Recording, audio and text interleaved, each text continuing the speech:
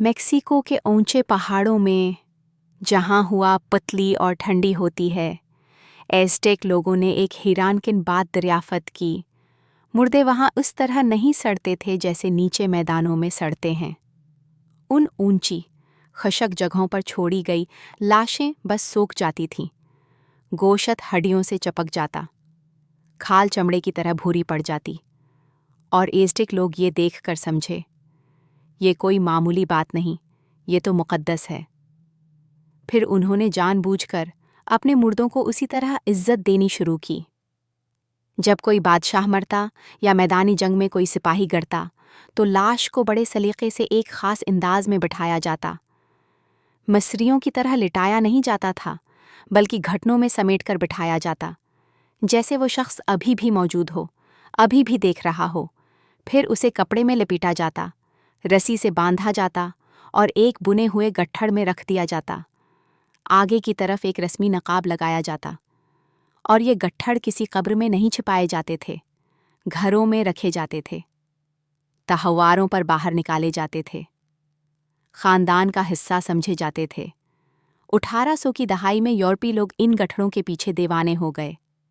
छोटे, आसानी से उठाने के काबिल और सच में सदियों पुराने, यूरोप और अमेरिका में नुमाइशें लगने लगीं, एज़टेक मुमिया के नाम से। अजायब घर एक दूसरे से आगे बढ़कर उन्हें खरीदने लगे। ये मुमिया मशहूर हस्तियों की तरह बन गईं, शीशे के पीछे रखी गईं, पढ़ी गईं, और कभी कभी तो सामईन के सामने खोलकर दिखाई गईं। लोग बस देखते रह जाते थे। ये एक खोई हुई तहजीब का सबूत था, जिसे वक्त ने खुद महफूज कर लिया था। लेकिन यहाँ मामला पेचीदा हो जाता है। वो मशहूर मुमिया, जो नुमाइशों में थीं, जिन्होंने ये सारा शौक जगाया, शायद जानबूझकर मुम्मी नहीं की गई थीं। पहाड़ों की खशक हुआ ने खुद ये काम कर दिया था।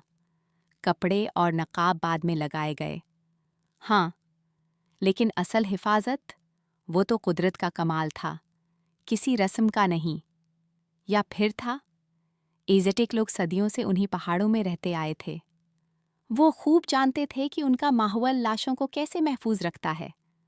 तो क्या उन्होंने ये ऊंची जगहें इसलिए चुने क्योंकि वो जानते थे क्या होगा? क्या उन्होंने जगह, वक्त और अंदाज से ये सब इंजीनियर किया? तारीखी रिकॉर्ड खामोश है। हस्पानवियों ने फतह के बाद एज़टेक की ज़्यादातर दस्तावेज़ात जला दी थीं।